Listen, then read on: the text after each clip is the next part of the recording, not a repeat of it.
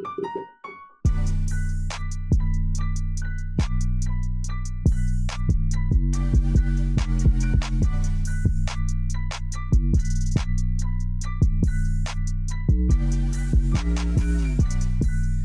right, we're back. Circling Back podcast presented by Vizzy Hard Seltzer, the only hard seltzer with vitamin C and superfruit acerola. My name's Will DeFreeze. To my right, David Ruff. Good morning, Will. Very happy to be here to podcast with you. Mm-hmm. It's Wednesday morning, as you noted, and we didn't get a drop of rain at my house. Really? Totally threw off my watering schedule, yeah. It's lush as hell down at my crib right now. We just got foliage everywhere. Oh. Which is good for all the allergy boys out there. I thought you were referring to your alcohol problem. No. How, you just think I'm a lush? I am kind of a lush.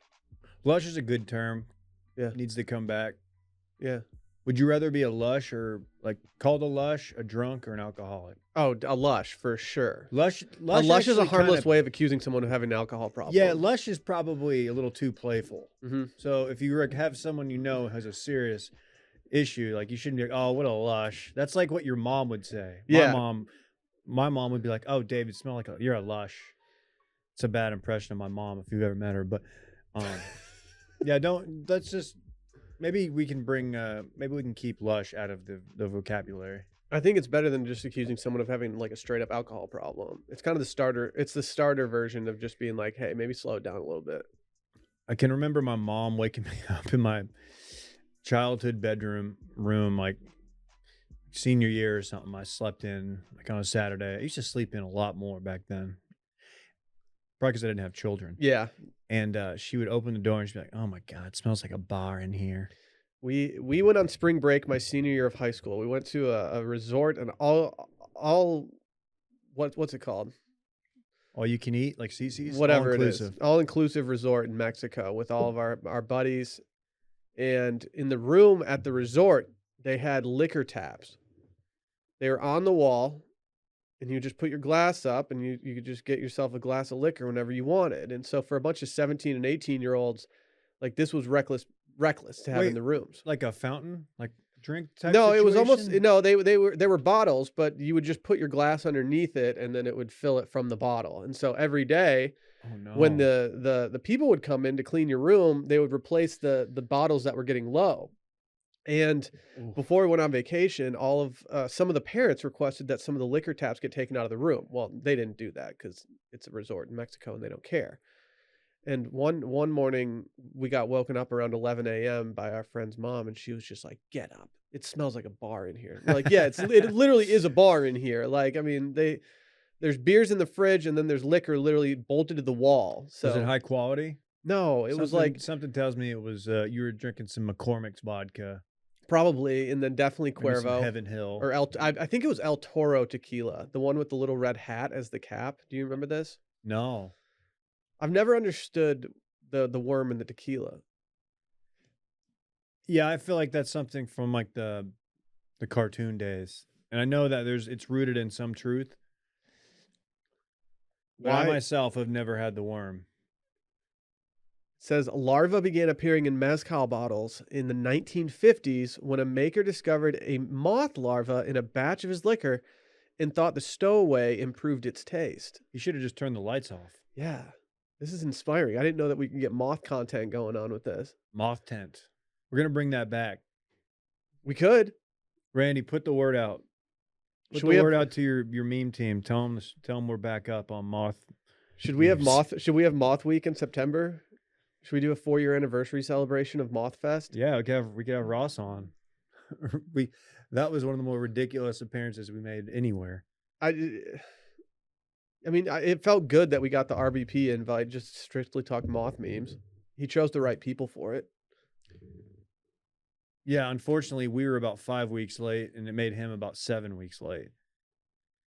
We weren't. I think we were on top of it. It had quite the duration. Like it was a multi-month event. It was like Truck Month. It was Moth Month. We had ZZ coming out as well. People are mad that we're calling it a mediocre song. It's not that good of a song. It's fine. I'm not going to turn it off. I might turn it when there's 30 seconds left, though. It's great if it's in the background of your TikTok or Vine. Yeah. It's like a quick hit, and you just get that beat. I've never heard people listening to it just casually, which tells me that it's just not that popular of a song. So I'm just not well versed in Kodak. Yeah. He's got some takes. So Dylan's still out. Yeah, he's feeling better. We kind of like said, hey man, you think you're better. You probably are able to get out and get around. You haven't had a fever in a couple days, but do you really want to be in here trying to do content with a runny nose, a cough, and like, body feeling bad? Like, No. you don't. When it's moving week at Wash Media, we need everyone at a healthy level. Yeah. I'm already getting absolutely killed by allergies, and I don't need to start questioning whether or not I'm sick to go with it. So I'm making him quarantine until tomorrow. It sounded like you said quarantine. It's weird. He I might was a like, quarantine. There's a situation where Dylan has taken his last steps in the office, in the lodge. That would be funny if we turned in the keys and stuff so he couldn't come say goodbye. That'd be mean. I'm sorry. That's unnecessary. Are we going to do a Will Smith photo when the lodge is empty? Yeah. Are people still doing Will Smith content? Did I see he's going to rehab? What? Maybe I'm wrong. He's banned from the Oscars for 10 years. Oh, no. Oh. Odds that Jada goes without him. Probably pretty good. It sounds like she does a lot of stuff without him.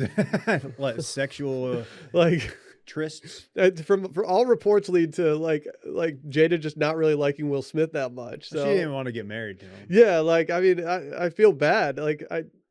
Sounds like they just might need to go their separate ways. It's a weird life cycle this thing's had because it's like it starts out Will Smith's the bad guy, and then now it's kind of like, oh, well, now I feel bad for Will Smith.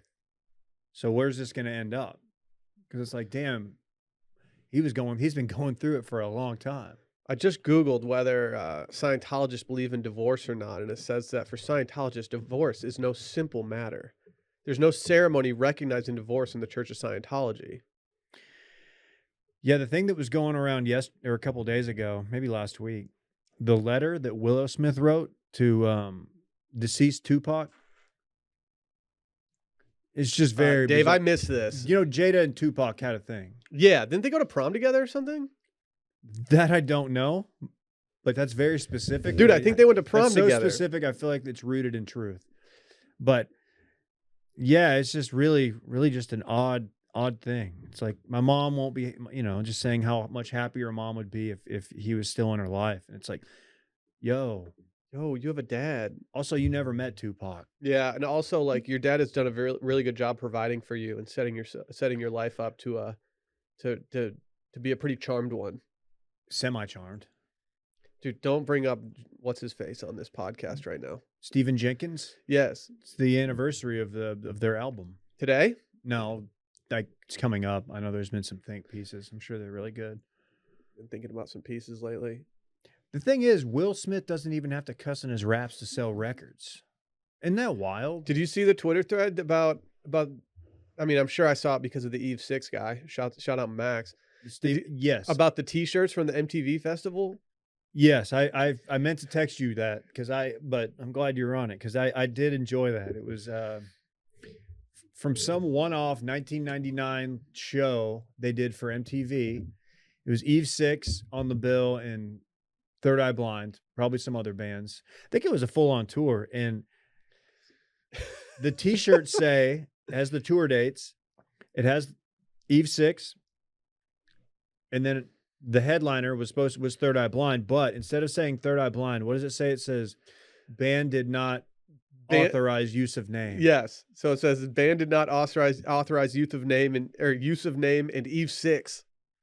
And the reasoning was because, and this is a guy on TikTok actually posted this. He was a roadie or on the crew, the sound crew of that tour. He still has a shirt, which I love. He posted it and said, oh yeah, funny thing. The reason it says this is because Stephen Jenkins of Third Eye Blind said, if we want to wear a T-shirt with their name on it, they can go buy one from our merch tent. Like what? Did he think that you were just getting a bunch of clout for working like security at their shows? Like that's not. You're just doing your job. It's insane. And whoever printed that, To put band did not authorize use of name It's the perfect print job. is hilarious. Yes, it's the perfect print job. Like, it just shows how much of a dickhead that Jonathan. What's his name? Stephen Jenkins. Stephen Jenkins. I always want to call him Jonathan for some reason. Like, don't get me wrong, Semi-Charmed Life, Graduate, Jumper, like all those songs go hard. But knowing what we know now about him, it just is like, okay, this guy's clearly a jerk. I know. I just wish he'd step back from that ledge, my friend. Stop. If you look up Third Eye Blind on like Wikipedia, you can go through all their like previous band members, and it's just a shocking amount of people that they've churned through this band. Stephen Jenkins is the only one who's been there the entire time. And then there's 1, 2, 3, 4, 5, 6, 7, 8, 9, 10, 11, 12, 13 other people who have been a part of Third Eye Blind in their tenure. He puts off Mark Cuban vibes. Why? I don't really know. Just trust me. Jenkins began his musical career in 1992 as part of the short-lived rap duo Puck and Natty, alongside Detroit rapper Herman Anthony Chun. You a big fan of him? Herman Anthony Chun? Oh, he's a legend. He's a legend back home. Okay. I have no clue who he is. Oh, he wasn't in D12? No, I mean, he could have been. There's 12 dudes. I can only name Eminem and then like... What's the dude that died in D12? Rest in peace. Not Obi Trice, was it? No, real name, no gimmicks. Hey, you know what we have going on right now? The tail end of our washedmedia.shop sale. Proof, that's it. On washedmedia.shop right now, you can get every single thing on the site for 40% off. Go check it out. Washedmedia.shop. It's going to get taken down relatively soon since we're running low on a lot of stock. But washedmedia.shop to get 40% off everything in the store. We are recording voicemails later this afternoon, patreon.com/circlingbackpodcast. You can't get your voicemails in at this point, but you can get them in for next week. I guess you... No, that turnaround's going to be too quick. Yeah. But go 888-618-4422. Again, 888-618-4422. Yesterday we did Worst Of with myself, Dave, and the Magic Bullet, Brett Merriman. Also, go leave a review. And let's hear from our friends over at Hawthorne. Your hair and skin are unique, but finding the men's personal care products that work for you can be like searching for a needle in the haystack. And with Hawthorne, all you have to do is take a short quiz to look, feel, and smell your best. Hawthorne is a premium grooming brand that tailors your personal care routine to your unique profile. First, you just take their quiz. They ask you things like, what's your current rotation looking like? What's your favorite cocktail? What's your skin type? What's your hair type looking like? Are you a greasy head boy? Dave, are you a greasy head boy? Yeah. Do you have a sensitive scalp? All the questions. I'm sensitive about my scalp. I kind of am too. I'm both. Yeah. I'm a little emo when people bring up my scalp. That's why I don't bring it up. It's a fun quiz. It's really easy to do. It just kind of makes you just dissect everything about yourself. And at the end, I got the essentials bundle with all the products tailored to my body type and lifestyle.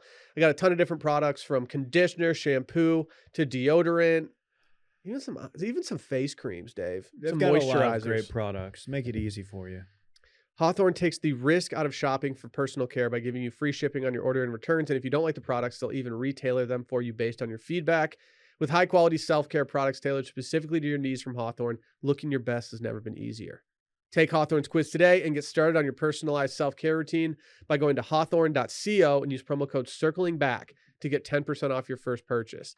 That's HAWTHORNE.co. Promo code CIRCLINGBACK, hawthorne.co, promo code CIRCLINGBACK. Were you a big Hawthorne Heights guy back in the day, Randy? Yeah, I can see you just dabbling. I never was. They were a little soft for me. My buddies started getting into them, and I was like, what's their hit? I don't remember. Ohio's for lovers. Yeah, I don't know. Yeah, fuck Ohio. Yeah. Shouts to everyone in Ohio, though. Dave, we have a new show. It's the #1 show on Netflix right now. Ooh, can I guess what it is? Yeah. Ooh, is it Marvel related? No, because Marvel's not on Netflix. No, I'd be on Disney Plus. Is it The Ultimatum? It's The Ultimatum.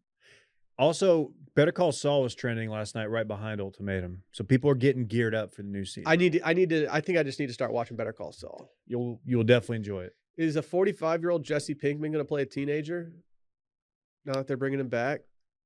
Yeah, but he looks the exact same. How does he look the exact same? Dude, he's just always kind of looked like shit in that show.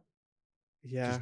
Yeah, I guess if you're like kind of a druggie in the show, it's probably easy to take a 45-year-old and just make them look like that again. Yeah, because he looked 35 in the show. So it's not going to be like The Irishman with De Niro? No. I think they should make that illegal, by the way. Making actors younger? Yeah, younger face software. I don't know. What's it called? Deep fake? Well, deep fake should be illegal. Yeah. Randy, you go to a lot of deep fake sites. What was that Family Guy one you sent me? Don't send me that shit. It was a crossover. It was Family Guy and Looney Tunes. It was weird.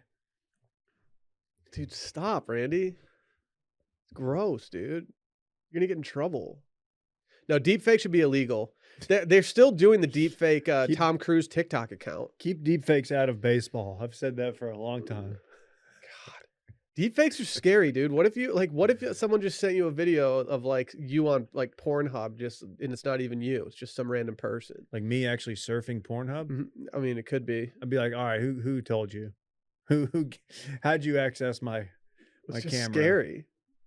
They can make anyone do anything. Anyway, The Ultimatum first caught my eye because it takes place in Austin, Texas, which I kind of love. I don't know why they chose a random Marriott in downtown Austin, Texas. Are we giving tax breaks to these companies? That is a thing. I mean, there's reason, like you hear about like Hollywood doesn't shoot in New Mexico anymore because of they lost the tax break, or I don't know if it's New Mexico, but there's places where they go that are like more beneficial to them. Between this and 20-something's Austin, I feel like we're giving. I think Austin's just a cool town that they want to hop in on. Like, ooh, everybody loves Austin. People want Austin content, even though they don't leave the hotel. They don't leave the hotel.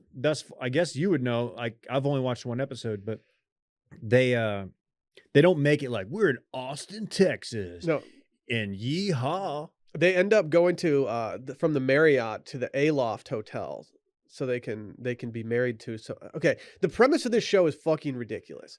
The premise of the show is that these couples are going to be on the show. 6 couples. And they've been dating for about 2 years each, I'd say. 2.5 years. All these people are pretty young, except there's like one guy who's 30, and then everyone else is like 26 or younger. And one person in the couple wants to get married. The other person wants to wait. These people are in love with each other, so they claim.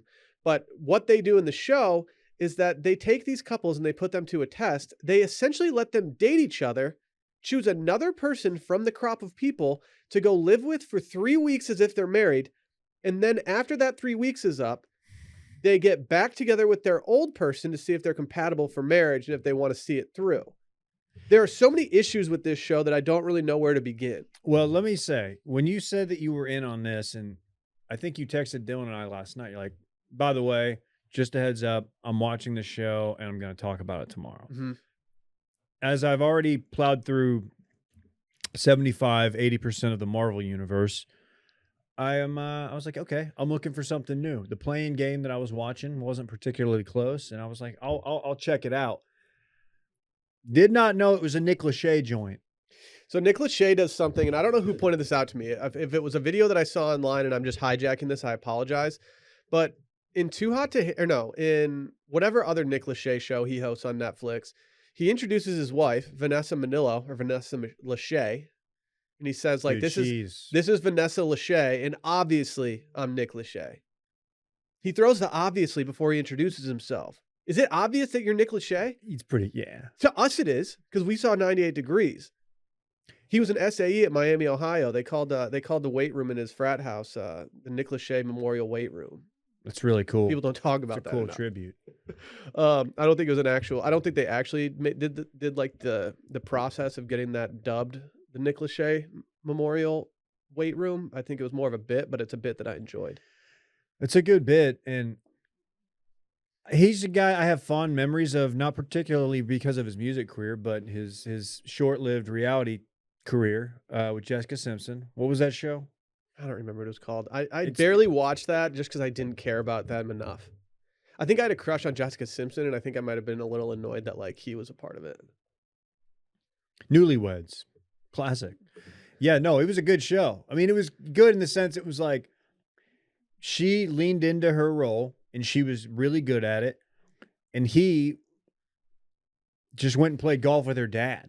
It was like every episode, it was just him and the dad. Where were they living? Weren't they living in like the Dallas area or something? I don't know. She's from Plano or something, but it was just every episode I felt like it was like just Nick Lachey like feet up like with his phone in his hand, and they would just go play. They'd go play 18 at like a very nice club. So it's Love Is Blind that he hosts, where he just goes, yeah, and obviously I'm Nick Lachey.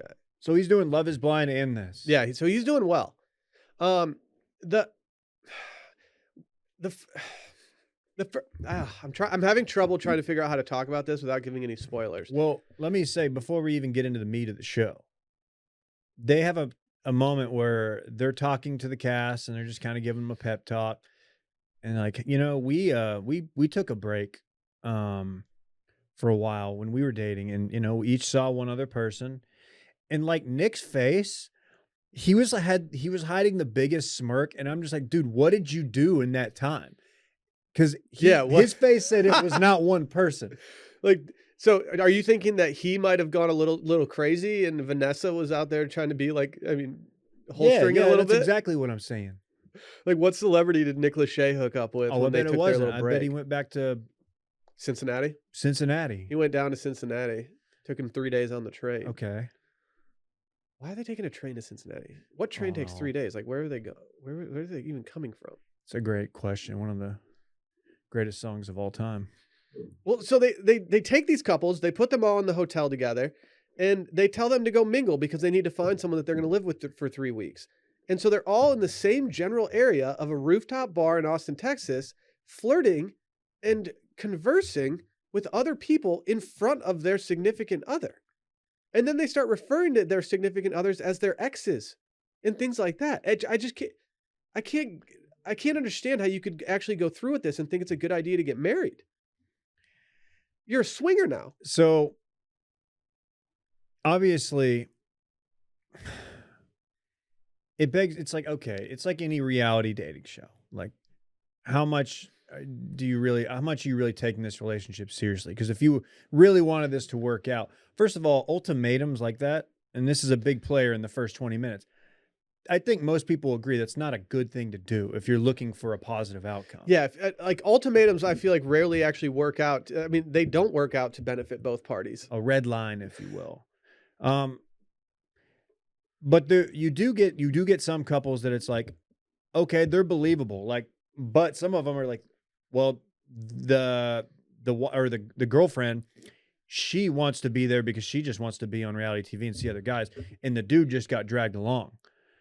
And there's a number of those couples in there. Oh, there's a number, and the dude, like, not to get ahead of myself, or if anyone's gonna watch this show, but like some of the dudes that get dragged along, these guys are ready to move on, and they're like, oh, I'm just gonna talk to this girl for a while and maybe like just date her and fall in love with her. I think it's worth watching. Like, I did not want to start. I've had my issues with The Bachelor in recent years, and this felt like a much more fun watch. How many episodes is it? I don't know, and I'm scared to find out that there's going to be like more dropped later or something like that. No. Did you enjoy? One of the girls' name is Ray, Rae. Sure. She had a quote that is a pretty good resume builder for anybody out there like trying to look for a girl. She said, "I keep my ass in the gym. My money is right. I cook, I clean, and I know how to fuck." Yeah, that caught me off guard. I was already kind of in shock that the show was unfolding the way it did in front of me. And then when she said that, I looked over at Sally in just astonishment. I was like, this girl is just putting it literally all out there. It's a good indication that she has, in fact, had sexual intercourse. And now she's just shacked up with some dude. I'm only one episode in. So wait, when they're living with the other person, like the new people, is it in the hotel? It's in Aloft. So it's like an extended stay. Oh, the room's Aloft across from the Stephen of Austin? Correct. Oh. And good little bar in there at Caroline's. What bothers me about it is that like it's fucking? You're in a hotel room. Right. So you're going to live 3 weeks in a hotel room with somebody. Like, there's not that much you can do. So they're just asking for these people to like cheat on each other eventually, I assume. Also, can Netflix not afford something better than like the Aloft like extended stay hotel? No offense to the people that use that, but like it's Netflix. It's one of the most profitable companies in the world. I bet the Aloft. I mean, you've seen more episodes than I have, but it feels like they would have a very nice. It's fine. You see, like one of the dudes has to sleep on a love seat. because the That's girl not doesn't good. want to share a bed with somebody, which I understand. You're Oh. dating somebody. Yeah, that's something they never really addressed in the first episode. Like none of the couples have the conversation of like, hey, make sure you don't do anything physical. That doesn't come up. And I almost think that maybe the producers are like, don't bring that up at all. Yeah, they probably just edit that straight out because they know that they like are going to end up doing something physical. Yeah, the only other note I have on this through one episode is there are two people who feel like plants, one couple who feel like they're just there to God damn it, for the wrong reasons. I don't There know. you go. There you It's go. it's Colby and Madeline. Oh, yes. Because she just is based. Looks like a total cuck for the first half of the show, and then once he gets out and starts mixing it up with the others, he's killing it. He's like one of the most coveted guys. So I'm wondering because he played it pretty well because he's the one who issued the ultimatum to her. Yeah, and she's definitely in the camp of people who's like, well, I'm gonna have fun on this television show instead of think about marriage here. Is it an ultimatum if, say, you're dating someone for 4 years, 5 years, 4 years? You're living in your hometown. You're not living together. You're just kind of trying to get your feet on the ground in the legal world, and then you get an opportunity to go work with a buddy in Lubbock, and you're trying to get really this specific. person right. That's hypothetical. You're trying to get that person to go to Lubbock with you, and you're going to live together there. And while you're driving into the airport, this person looks at you and says, "You know, I'm not moving to Lubbock unless like there's some talk about engagement." Yeah, that might be an ultimatum, Dave. So I think I am maybe I am hopefully I'm the exception, but Well, I did end up. It's weird. I'm like stopping myself like I'm going to spoil something. I did end up proposing. Yeah, I was gonna say you did get married at some point. I'm trying to remember when I did it. Well, I did it before we moved to Lubbock. Well, I was confused because when I pressed play on this show, I was expecting to see like Matt Damon. Because you know how like Fast and Furious, they do like the Right. Fast and the Furious, the No. Fast Five, everything. And I was like, oh, this is sick. I get to watch a new No. Ultimatum movie. No, I see. It's not. Ultimatum was one Bourne movie. I know, and I thought this was gonna be like a prequel or something. What would that even look like? He has an identity. And it's not Jason Bourne. He has to like go live with multiple women to realize like who he really is. Yeah. All the while they're He ended up There's, like, sleeping with kill all of them, teams? so he had to go in the witness protection program so he didn't get canceled. oh, okay. Yeah. That's actually a pretty good premise. Yeah. Yeah. People didn't realize that the Bourne series was just stemmed from a bunch of couples who hate each other. Say what you want about Matt Damon. If there's a Bourne movie on, I'm not turning it off. No, It doesn't matter. I've never I'm seen the watching one it. without him though. Jeremy Renner? Yeah. I saw it in theater. It wasn't bad. I've seen conflicting reports about Jeremy Renner. Some of those reports make me concerned about supporting him as an actor. Yeah, as someone who might hop into what, Hawkeye? That's his Avenger character. Oh, see, He's- dude, you he can't just- do Avenger content when he- I'm here. he Like, just- I don't know any of this. He's a bow and arrow guy, which I got to be honest. Of all you dispel a lot of reality in the Avengers series, in the Marvel stuff, obviously. But the fact that there would be a trained killer and like they're like, you know what, you're gonna be the guy who does the bow and arrow. Yeah, what? Like I feel like there's more efficient ways. Like first of all, you're gonna go through those arrows quickly. Maybe I need to just watch Hawkeye. Is it Hawkeye? More like hot guy because he's a hot guy. Is he that hot? Well, they offered me a part, but it was for sockeye, and I was like, "Oh, is it because I'm a sock?" And they're like, "No, it's just because you eat a lot of salmon." You drink a lot of sockeye. I do. That's also fair. There's a lot of different plays on that for me. So yeah, I have a Marvel. If someone offers you a Marvel movie, you have to take it, right? Yeah. I would like to see a list of actors who have turned down Marvel movies and now are just kicking themselves. You know, Terrence Howard was the original roadie. Something I didn't know about. I don't know what roadie is. Rhodes. Don Cheadle became He was War Machine. He was the other It sounds Iron like a Man porn suit. star. The War Machine. War Machine? Yeah. I'm the War Machine. War Machine. Ah, $2 you call it all night down at War Machine stop. on You 5th and call it. Congress. What does that even mean? Like you can just have whatever? Yeah, whatever well drink, usually. And they're not the best pours, and that's a great way to feel like shit. Yeah. I can honestly say I will probably never be in a situation at 37 where I will be ordering a $2 you call it. What's the age that you need to be in order to go to a happy hour like that and not take part in the happy hour and not look like you're just some uppity dude? Because like I don't want I feel like we're at the age and we have solidified our place in life where we don't need to drink well drinks if we don't have to. I don't mind some well drinks, but like if I'm only gonna have one, if I'm going to meet Randy and his All of his buddies out gang for a of night out. ne'er-do-wells, and Did they're all you dressed up. so you got a doing- text message or something like that they were out? Yeah. By the way, Randy, I'm definitely in for that next week. And they're like, "Yeah, we're just go happy hour," and I'm like, "Well, I can come get one drink.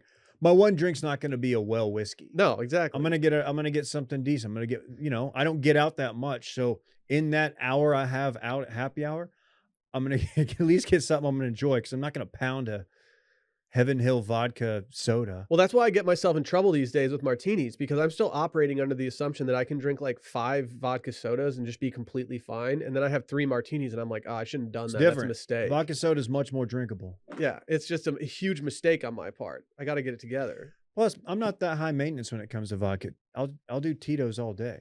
Yeah. Tito's or Deep Eddy, and I'm good. And those are not expensive. No. Tito's is intentionally like not expensive. It's perfect. Yeah. Can we talk Saudi Golf League real quick? Quite a pivot. Yeah. Do I need to stick with this show, Ultimatum? Yes. So if you're out there and you're questioning this show, my recommendation is last night I watched 3 episodes. They're an hour long. Yes, I spent 3 hours watching this show, David. What is wrong with you? Once I got to episode 2 and things started transpiring there, I couldn't take my eyes off of it. And the way that episode 3 begins is one of the most uncomfortable scenes I've ever seen in reality TV show history. Can't wait. This is from episode 3. So I watched episode 1 knowing that this is probably going to be the worst episode because we're not getting into the we're getting it set up. We're meeting the people and then we're getting a little bit of mingling. But like the real meat of the show is coming apparently episode 2 and 3. At the end of episode 2 and the beginning of episode 3, Cannot wait. I can't vouch for anything after that, but that is why I'm so all in on this show because it's just wild. And I'm not a guy I don't watch a lot of these shows. Will's I'm the in on reality Love TV Island. guy. You really are, and I will continue watching this unless I have to watch Hawkeye. There's a world where like I tried to work for The Ringer doing like reality television show stuff, and like I never got hired at Grand X, and we don't have Circling Back. We would have just replaced you. That's fine. We would have just replaced you with Phil. That's fine. I get that. Shout out Beaumont, Texas. What if Phil was he was in your role? Hey, Dave. No, I can't do his voice. That wasn't bad. That's not too bad. Kind of sounded like your father-in-law. That's a Phil laugh, right? No way. No That was not a way. good Phil. Nobody knows who Phil. People know who Phil is. Club Cool. Club Cool Phil. Phil Battaglia. Friend of the show. Good guy. Let's talk Saudi Golf League. That's what people tuned in for. Didn't you say that you don't understand why there's like a fallout for the Saudi Golf League? Like you don't understand why people dislike it? Right. That was kind of what you wanted to go Yeah, into today? that's basically my thesis. Well, the Saudi Golf League, which has been much discussed on previous podcasts and other places, they have officially announced certain players that are going to be in this. Of those players, there's some names that you might know. All right, give me the names, and I'm going to tell you if it moves the needle for me. Okay. We'll start with Jason Kokrak. Fuck yeah. He's already been on record saying that he's solely doing this for the money so he can retire and set his family up. Okay. Out of everyone that's doing this, he's the only person that I've seen that's been very blatant about that. And while I don't think it's excusable, I do think that it legitimizes him in my mind a little bit more because I'm like, you know what? At least you're being honest with us about this. You're not trying to skip around it. He's a big gambler. Is he? Big gambler. I think he's a big Vegas guy. Like, So he could potentially blow through this money quickly. Oh, yeah. Blowing money fast. It's weird that guys that have potentially have like giant gambling debts are entertaining the Saudi golf. Yeah. Another guy, Dave. He's a little older. Maybe not as sexy of a pick at this point, but Lee Westwood. Does that move the needle for you? No, that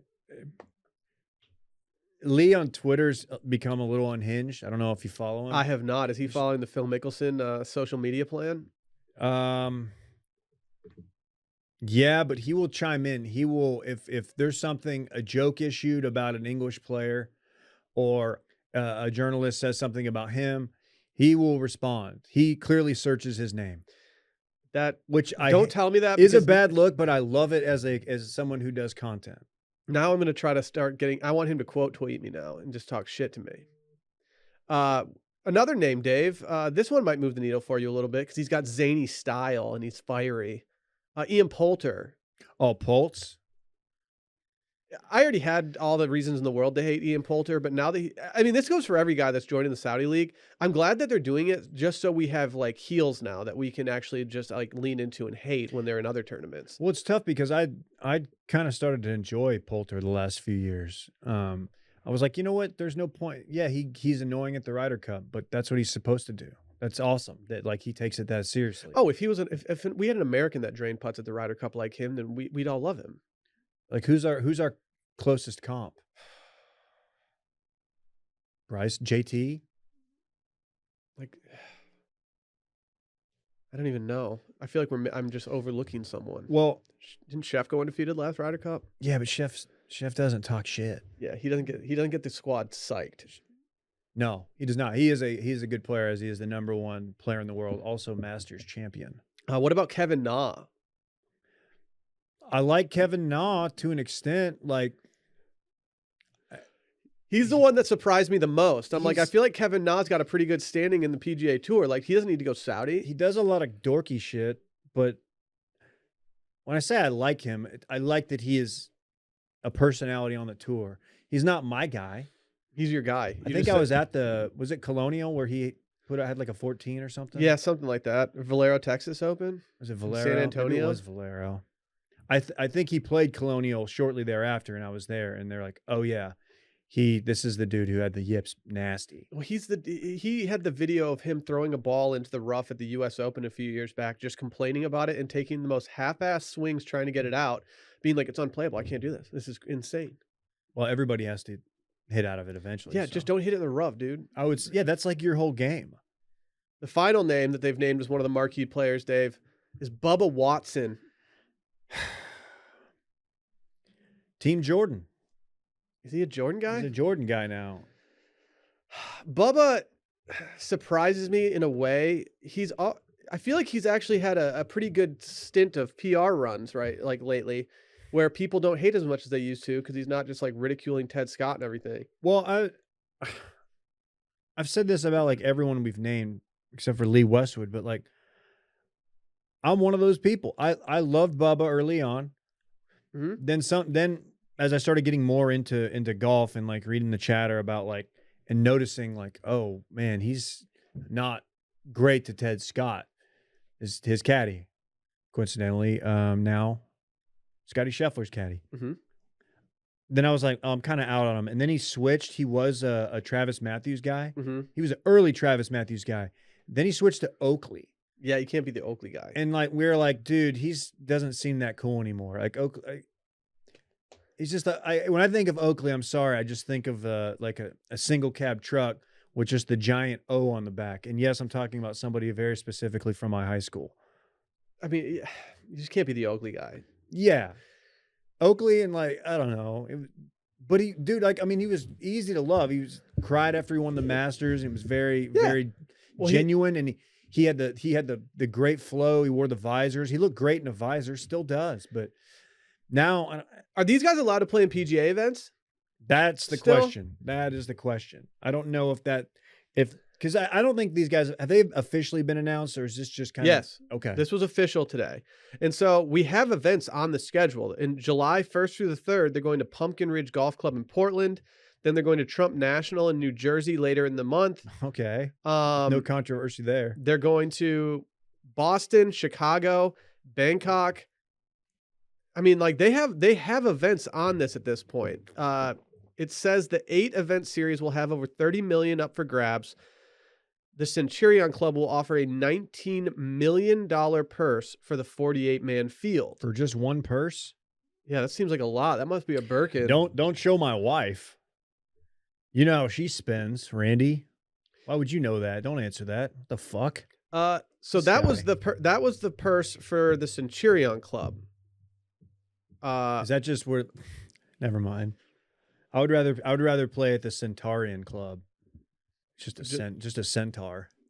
It must be hard to Randy knows. What's the lower body movement of a centaur in their swing? Randy could probably help you with that. He's the one sending those videos out. Oh yeah, you are always watching those. That King's Quest crossover.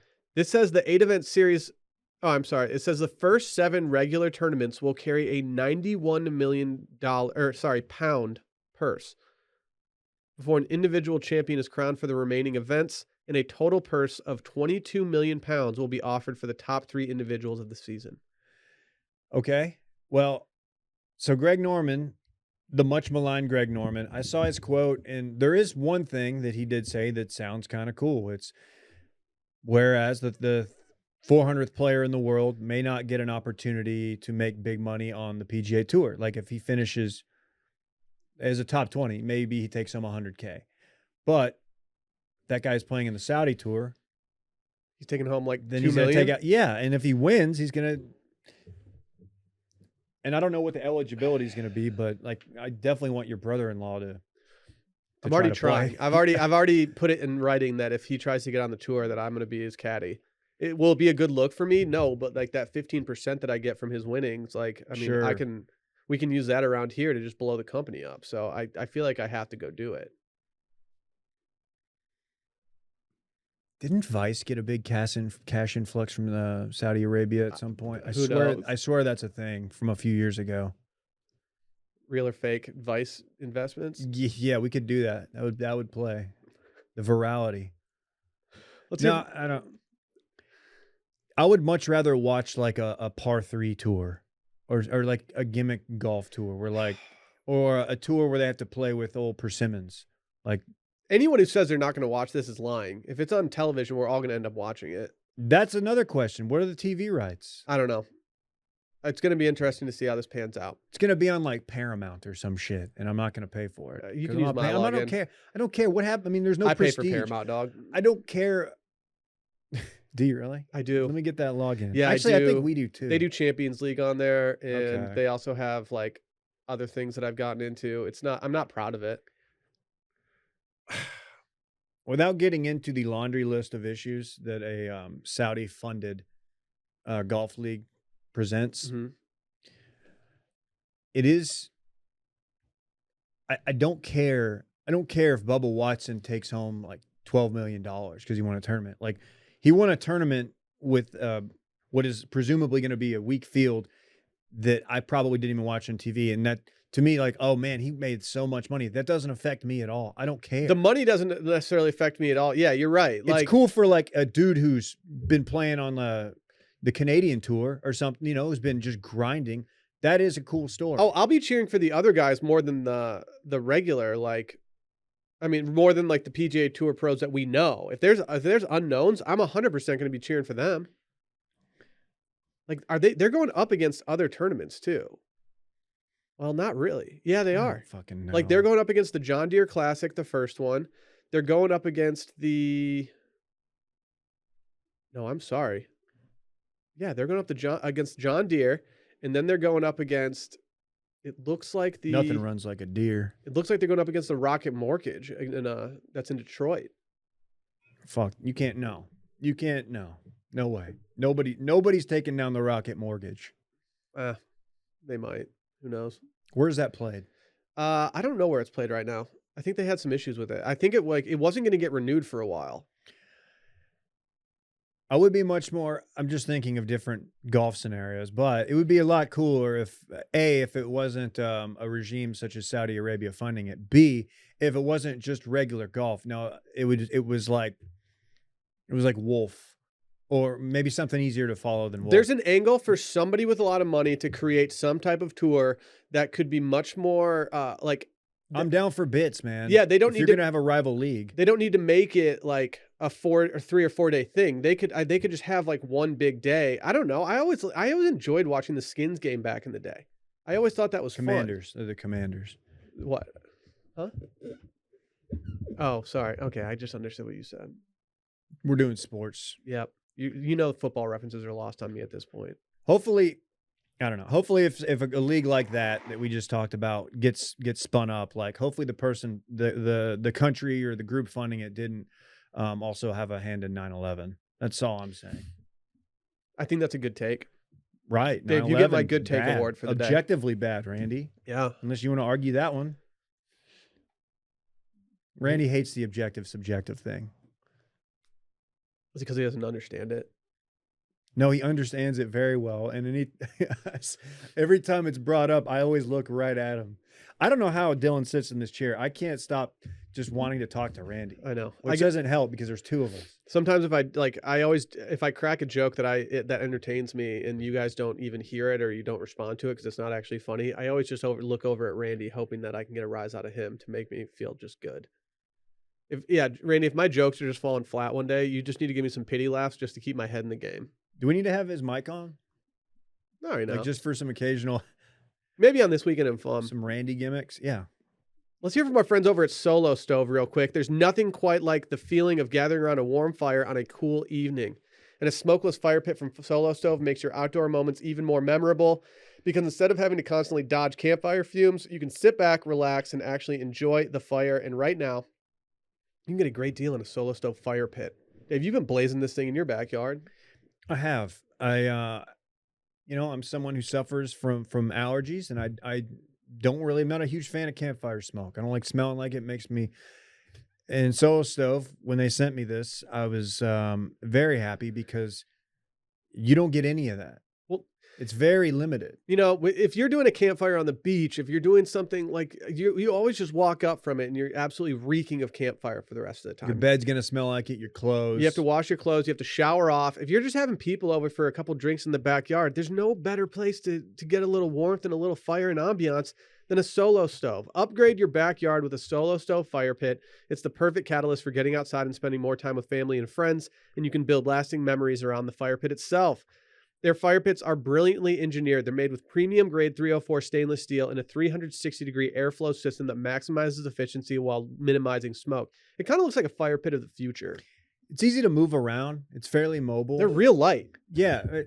Depending on what part of my yard, not that I have a huge yard, but I like to switch it up. It only takes like a couple pieces of starter too, so it's kind of easy to get started. You don't have to worry about it. Right. Your fire's blazing in minutes. Blazing. Burning, not concerned in what nobody want to say. Right. Shop now and get 30% off all fire pits all month long and use promo code STEAM at checkout for an extra $20 off. Plus, you also get a lifetime warranty and free 30-day returns. Just go to solostove.com and remember, you get $20 off when you use promo code STEAM. solostove.com, promo code STEAM for $20 off. It's time, Dave. Let's talk Tony Hawk. Ooh. Big documentary. About that dolphin that attacked its trainer.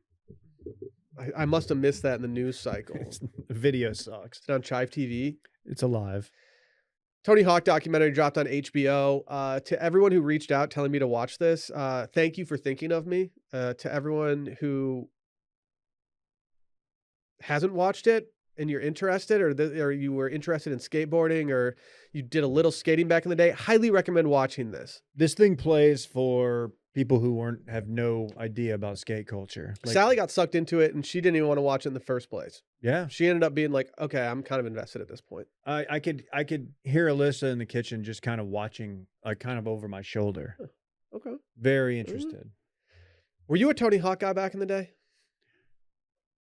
For the most part, yeah. I was not. So when I got into skating, I know he won like the X Games street, but I was more of a street guy, never a vert guy. And that's obviously what he's most known for, his vert stuff. So, yeah, I was like, oh, Tony Hawk's cool, but I was never a person who was like, who thought it was uncool to like him. Yeah. Those people did exist. In 1999, when he did the 900, it was like, I was 12 years old and he was a skateboarder and I liked skating. Like, it was kind of tailor-made for me to be into him at that point. He also dropped an autobiography that he wrote when I was in 8th grade, and we all just read it and kind of not we didn't get obsessed with Tony Hawk, but it definitely was our starter drug for getting obsessed with skateboarding. Um, One of the things that blew my mind about the documentary was how much early footage they had of all of these competitions that they had in like Del Mar, wherever they went. Like I mean, I think they were just all along the West Coast, but they had so much footage from back in the day that was such good footage that it almost felt like you were watching a movie set. Yeah, I was really impressed by that. It was high quality. Um, Tony was just a kid, man. A child. There's so much of this I did not know. Like, I knew he had trouble coming up on the circuit, that a lot of people didn't respect him. Mhm. A, because he was a kid, and B, he was doing stuff that no one else was doing.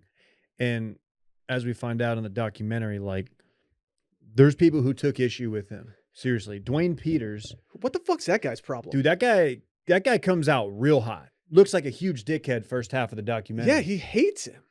He hates him. All these years later. I mean, I get it. Like, there with whether it's skateboarding, I mean, the only things I can really compare it to are skateboarding and snowboarding, and I guess skiing too. Like, the old guard does not like seeing the new kids coming in. You really have to earn your keep if you're like at the skate park and you want to drop into the mini pipe. Like, you really got to watch out for the older guys who have been doing it and who know what they're doing, because they don't want to deal with like kids just bashing into them. Yeah. And so I get the mentality there, but it's also just like, dude, this kid's. I mean, obviously they didn't know that he was about to pioneer the sport in a way that no one else could. But it's like, you just hate this little kid because he's blowing the socks off you. Yeah. Also, these dudes were predominantly pool skaters, and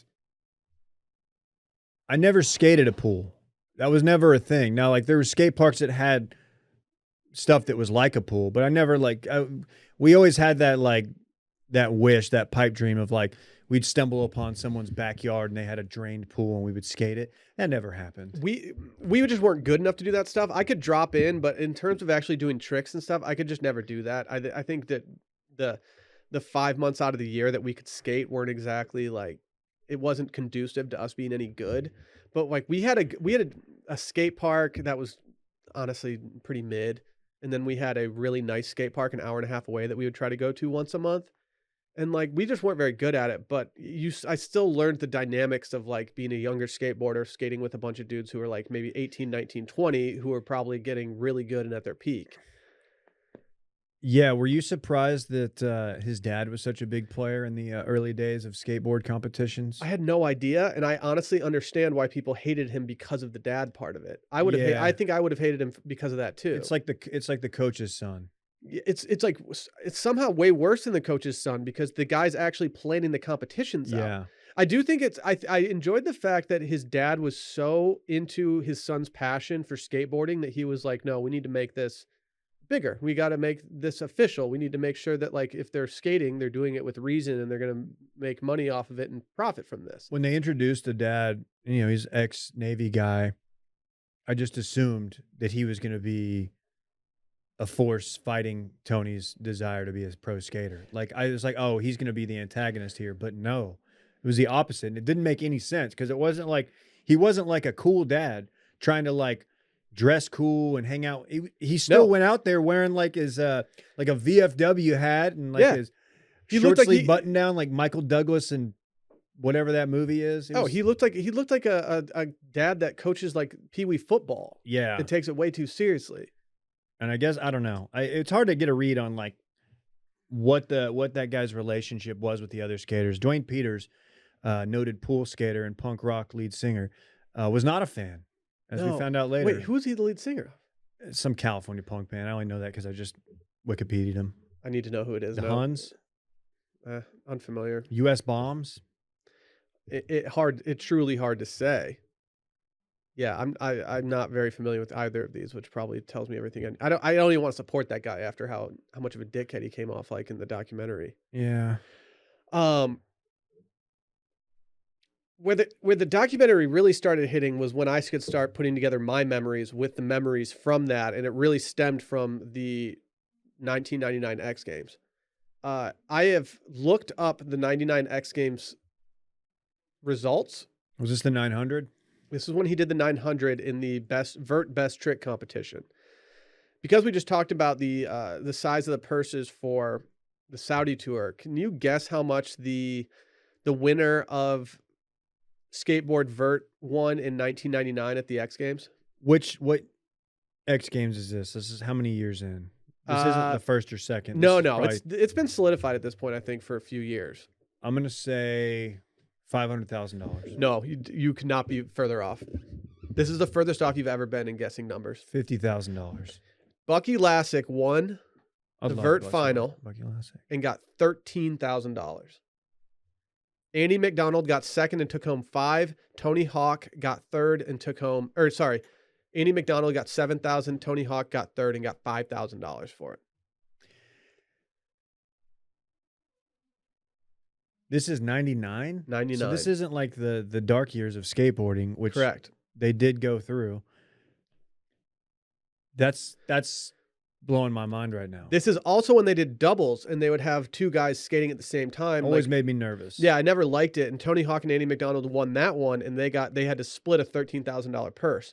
So for all this, Tony Hawk probably took home 20 grand for that weekend, which, like, for being a professional athlete who's probably the best and most iconic of your sport, at that time, taking home 20 grand for the weekend seems like nothing. He didn't make shit until the Activision deal. And he basically says that. And didn't he have to take a job as a graphic designer? It sounds like he said that he was like coding and stuff. I can't believe a world where Tony Hawk was trying to learn how to code because he was scared of his skateboarding future. But I also grew up in a world where Tony Hawk had Tony Hawk's Pro Skater for so long. Yeah, that kind of blew my mind that I didn't get into skating until like the mid 90s. But I don't remember there being like a time where like skateboarding was uncool. I don't know. either. It was like the cool kids weren't skateboarding, but there was still skate culture, like always. So there was some controversy around the 900, which you wouldn't have known from this documentary. I do think that this documentary is very self-serving to Tony Hawk, which it's about Tony Hawk, so I guess it should be. But at that X Games, there were two brothers. Do you remember the Pappas brothers? Toss Pappas, and I forget the other one. Toss was the better skater. At that same time, Toss Pappas was getting really good at trying to do 900s. He was as close as Tony Hawk was to landing 900s, if not closer based on the footage that I've seen from both documentaries, but one about the Pappas brothers, one about Tony Hawk. Like, he is just as close, if not closer to landing it. And I don't know the actual details of how this all panned out, but what Toss Pappas claims is that despite he was actually in this X Games, but Tony Hawk had him removed from the best trick competition because he knew that he was going to try to throw down a 900. And so he went like scorched earth at the competition, was chanting like "fuck Tony Hawk," probably got kicked out before he actually did the 900. But now there's a little ickiness around that whole scene for me. I remember where I was watching it on the couch with my buddy John, just like getting psyched up for it. And now, like, knowing that there's another dude who probably could have landed that before Tony Hawk, it's like, oh, this is kind of weird. I remember when I was watching the doc, I remember thinking like, I bet someone somewhere else with no profile has landed at the 900. They have footage of Toss Pappas training for the X Games in 1999. And they have him skating on this really aggressive vert ramp. And how close he gets to landing a 900, he gets closer than pretty much all Tony Hawk's attempts until he lands one in the actual competition. He was definitely going to do it at some point, and he did end up landing it at some point in his career. I did not realize how much of a psychopath Tony Hawk was and how competitive he was. Like, that was new to me. Tunnel vision. Yeah. With the 900, with the Mick twists, with all that. It's kind of, I mean, I don't want to sound like a chotch bag right now, but it's like kind of inspiring seeing someone just so dialed in and so dedicated to doing something like that. I don't really have anything in my life. Oh, you were inspired? Cool, dude. I don't have anything in my life that I can like go and do right now where I get like that kind of willpower behind it. I feel like back in the day when you would be doing, like, even learning skateboarding, it's like, no, I need to figure out how to do this. Like, the repetition of it, it's going to work. I don't have anything in my life right now that requires repetition on like a very rudimentary scale to get me better at something. Maybe that's a personal problem. Well, yeah. What are you trying to say here, man? I need hobbies. Just get back into golf, man. I can make this happen. I can't get better at golf. I was pleasantly surprised by this. I didn't think it was going to be. I didn't hear much about it And then like the people that were gassing it up, I was like, oh, they weren't from my era. And I was like, okay, am I really going to enjoy this? And I did.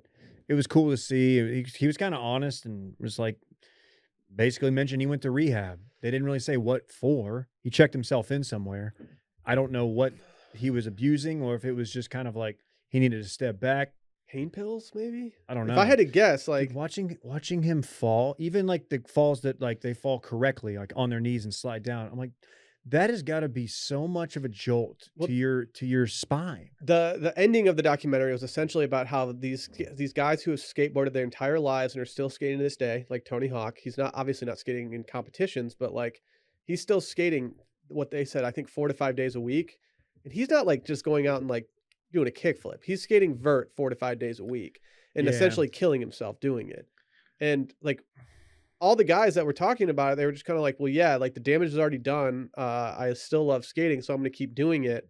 They didn't really, I feel like unless I missed it, they didn't really ask Tony Hawk how he felt about like continuing skating. I don't know if he ever even commented on it in the documentary, but it's scary to see these guys just torture their bodies and slam their heads so many times. When he fractured his skull trying to do the loop, like how do you keep skating after that at age 57? Dude, when they brought the Bones Brigade back to do that like anniversary thing and they were doing that synchronized vert routine, that was just a bunch of like people on the wrong side of 50.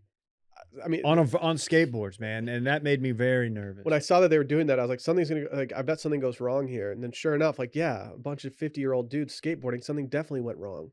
Oh yeah, that was Tony was trying to do the. He's trying to land the 900 again, right? And just absolutely ruined the fun for everybody. Yeah, he kind of fucked that up. The MVP, you noted this. I think the MVP of the entire documentary was Rodney Mullen. It's absolutely Rodney Mullen. That dude's on another planet. I love it. To anyone out there who's not familiar with Rodney Mullen but played Tony Hawk's Pro Skater, you definitely know who he is because you definitely used him for street competitions where you needed a manual for a long time. Oh yeah. His video, when you could in Tony Hawk's Pro Skater, if you would beat the game with somebody, you got their video. His video was so sick. Dude, he is so introspective about skateboarding. It is like a pleasure to watch. Like at first you're kind of like, is this guy what's this guy's deal? And then you're like, wow, this dude just touched my soul. Yes. Talking about a vert ramp.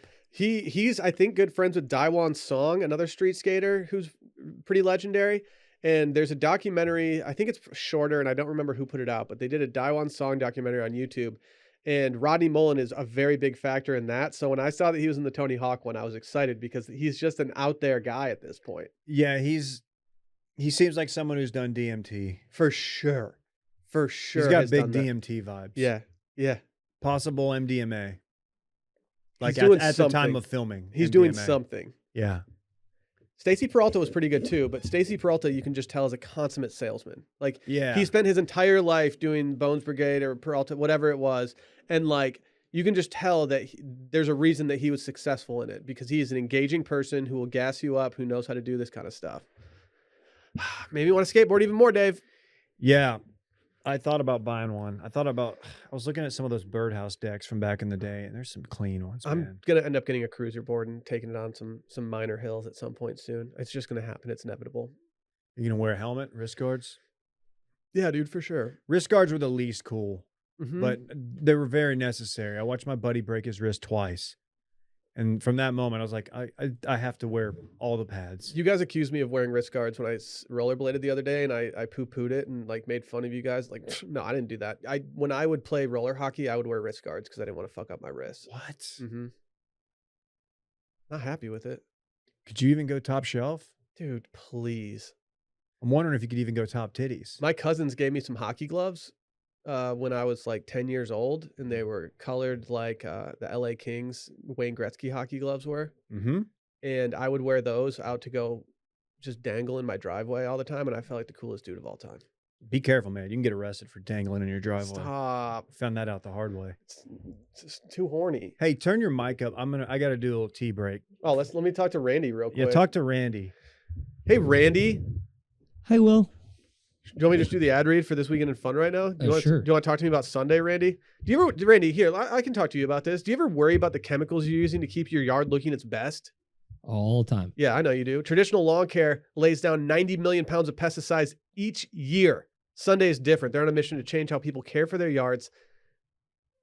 Sunday can help you grow a beautiful lawn without the guesswork or the nasty chemicals.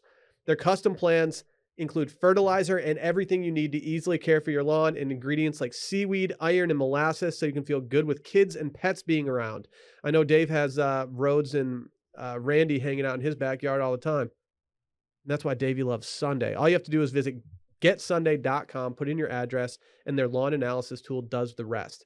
They then use soil and climate data to create a personal nutrient plan delivered right to your door when you need it. Just attach the ready-to-use pouch to a garden hose and spray. It takes less than 15 minutes, and best of all, this stuff really works, and Sunday is now offering our listeners 20% off.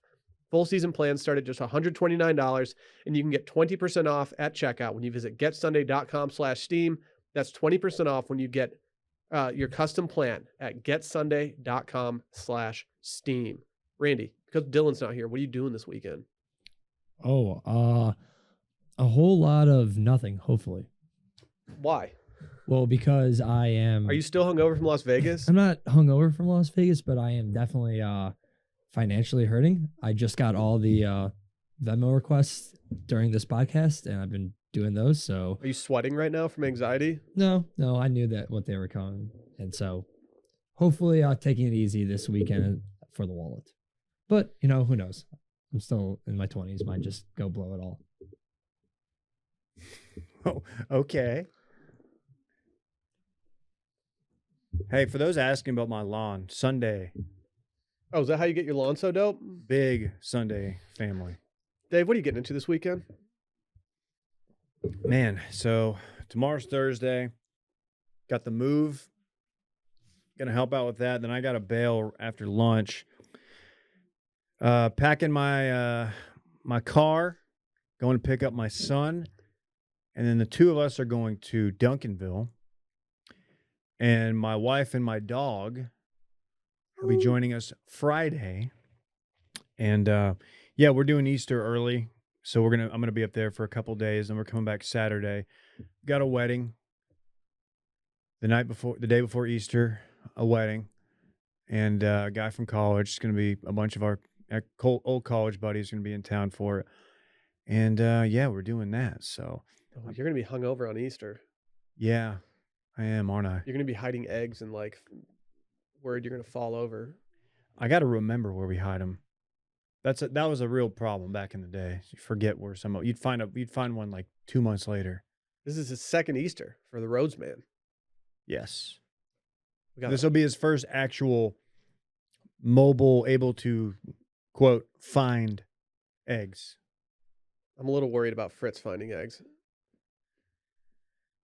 I mean, he's quick on the crawl game, but he doesn't know what to do. Yeah, he's not gonna be able to sniff it out. He's gonna go towards an egg and then see my shoe and be like, "No, I'm playing with that shoe." Sure. Yeah, absolutely. There will be a number of things to distract our children.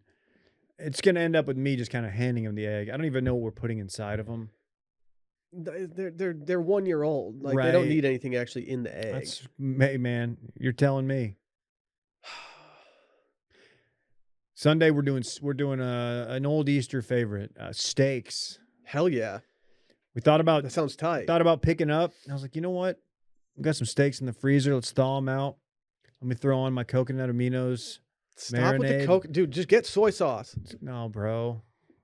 I'm going coconut aminos. I hate it. They need to come up with a different name for it than coconut aminos. That's what they are. But it's amino. Why can't you just call it literally anything else? Amino acids. Just call it coconut juice. I don't know if that helps. I don't think it does either. So yeah, unfortunately not gonna be playing any golf up in the Dallas area. I won't really have time for much. I had you playing golf on Friday with the Thursday departure. I'm doing an Easter thing at my in-laws before. So we're doing Friday Easter lunch, then Friday Easter dinner at my parents' place. Not a bad situation. It's not.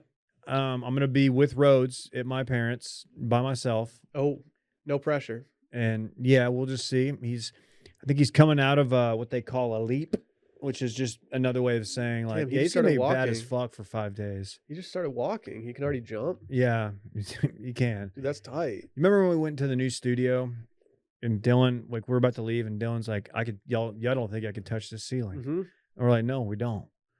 And then he attempted like 6 times, and he didn't touch it one time. Yeah, spoiler alert, Dylan never touched the ceiling.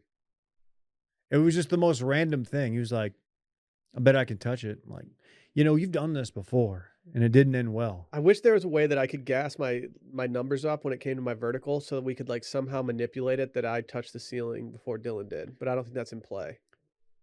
Something tells me Dylan's got a higher vert than me, and he's also taller than me. That's something you can work on. You said you're looking for something to become obsessed with. Well, like I have my weighted shoes on right now, so I can start jumping higher. Who was it? Which one of us was it that thought Scotty Scheffler was wearing a weighted vest? Micah. Micah was positive that the vest was weighted. I don't know how what that would would the help point him. of that be? It's already a difficult course to walk. Why would you make it more difficult? Yeah. Why would you put on a weighted vest in between shots? It makes no sense. Yeah, it was a theory that I liked, but not a theory that actually panned out. I'm glad he had the theory, but I don't agree with it in any way. What are you doing? Not much. Not much. I'm thinking about, and I haven't cleared this by anybody yet, but I'm thinking about doing a post-move happy hour on Friday. Randy's struggling with the wallet, so if he needs some drinks on the company card, he could do that. But I think after the move-in, I think it's just that we go to a bar on Friday afternoon and tip back a couple pops. I wish y'all would wait for me to come back. Well, can y'all just do it Monday? Can I tell you why I want to do this? I'm kidding. Sally's going out with her Dangerous Nights crew at 8:45 on Friday night, which puts me on kid duty, and so I kind of want to go out and have a couple beers before I head back for the night and settle in to be on babysitter duty. Just like 1 or 2 beers.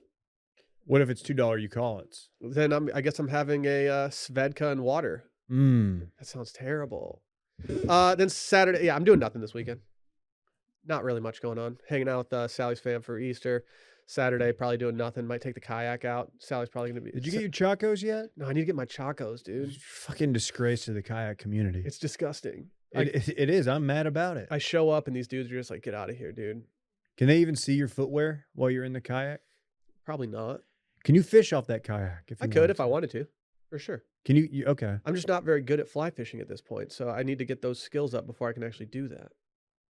I think I'm going to take it out for a little Saturday row, as long as it's not shitty outside. Do people paddleboard over by you? They do, but not really next to our place because it's too wavy. Because I'm there. Wavy, right? Because I like paddleboarding. I want a paddleboard, but I feel like at peak time, like going to the place where you rent one and do it, it's just kind of a beating. I saw something weird the other day when I was at the public boat launch. I was down there and just hanging out with Rosie, and I saw 2 dudes roll up. These guys were probably in their 50s, maybe even close to 60. They were older dudes.